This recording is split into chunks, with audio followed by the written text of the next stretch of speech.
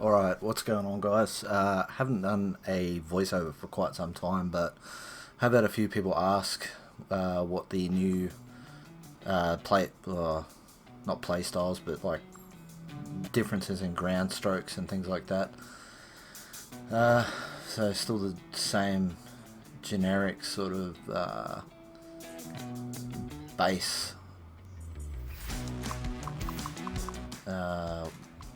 base player that starts out with not a lot of customization. Yeah, so obviously it'd be easier if you could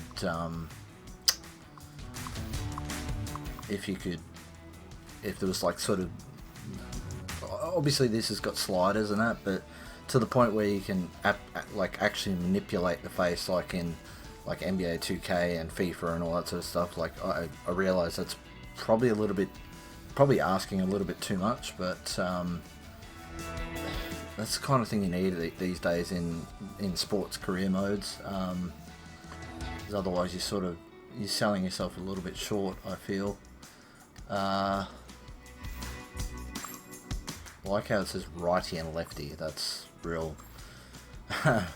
So backhand style. So classic, whip, Nadal, Federer. So it's got all the licensed players by the look of it, or most of them at least. Actually, not all of them. It's a fair amount, but not all of them. So, like me personally, I'd probably go with Kyrgios. So serve style. So what do you got? You got generic, style 1,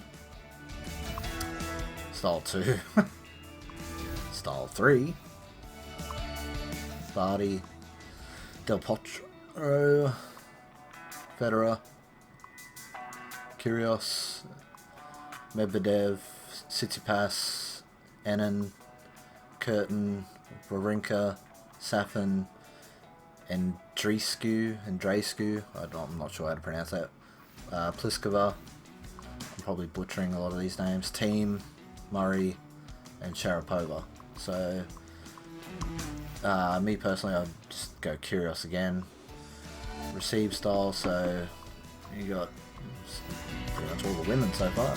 Nadal, Zverev, Goffin, Fognini, Edmund, Isner, or as the commentary would, or the announcer would say in the first game, Eisner, for some bizarre reason. Kachanov, Koric, Monfils, Dimitrov, Wawrinka, Pair, Shapovalov, Diminar, Tiafoe, Rude, I think it's Rude, Rudd, Tsitsipas, Kyrgios. So the receive style seems to have just about every player. Again, I'll just stick with the Kyrgios one. So Ritual, style 1, style 2, style 3. Now, this was really annoying in the first game where you couldn't skip some of them, and some of them are really long. So the career mode was pretty tedious. So you got Nadal's team, Federer, Zverev, Medvedev, Tsitsipas, Kyrgios. Again, I'll probably go with Kyrgios. So there's not as many with that one. But at least there's more options than just, style 1, style 2, style 3, style 4, and then that was pretty much it from what I remember with the career mode. Same sort of thing there.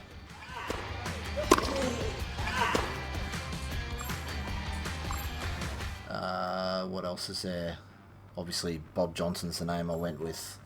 I just went with the generic name with the first game. I think I just went with my own name. Could go John Johnson. That doesn't sound wrong at all. But yeah, like we're not under Asia apparently. We are in Australia's under Asia for football or soccer, but yeah, not the tennis apparently. Can you not change What else can you change? Not a great deal.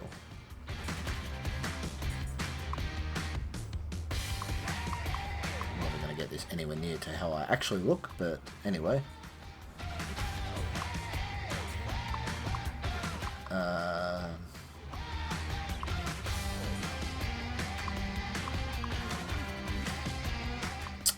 Yeah. And that's pretty much it. So obviously then you've got to unlock a bunch of different things. So there is some licensed equipment, but yeah, it's mostly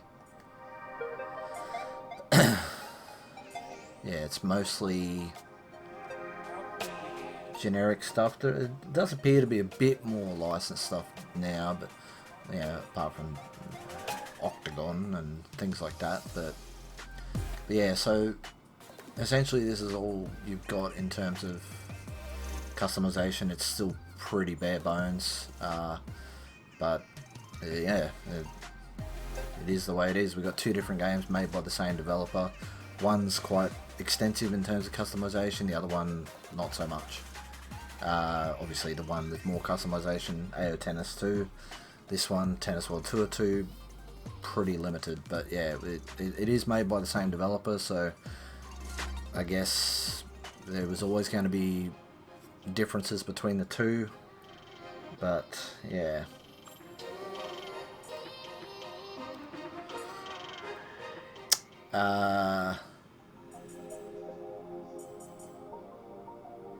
I like the realism in terms of sports games. Obviously not with like football, because who's going to sit and play full 45-minute halves when a lot of people, you know, can actually have realistic scorelines in 6-7 minute halves, or some. I think I play 8 on FIFA and things like that. Yeah, like NBA, I play 12 minutes, but yeah.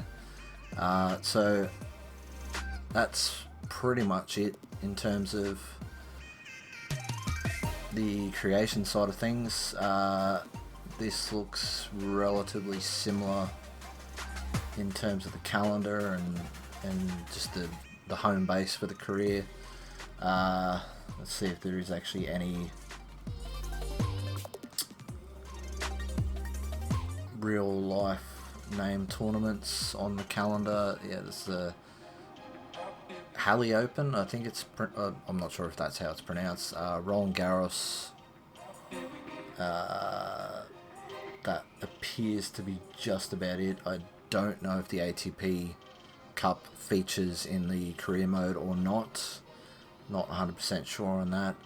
So Roland Garros is obviously typically in May, so it's not actually in May. Wimbledon is in July. I'm pretty sure that's usually at the back end of June. Obviously Australian Open is in January, so that's accurate. US Open, I believe, is usually in September, but I don't know, to each their own.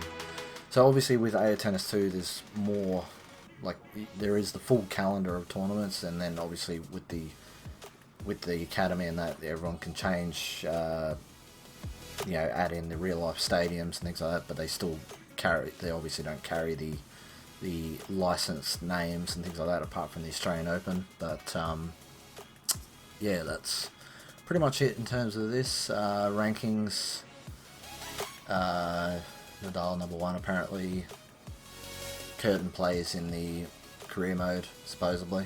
That's interesting at whatever age he currently is. I think he'd probably be in his 50s by now, I think. But anyway, we won't go into that, and that's going to do it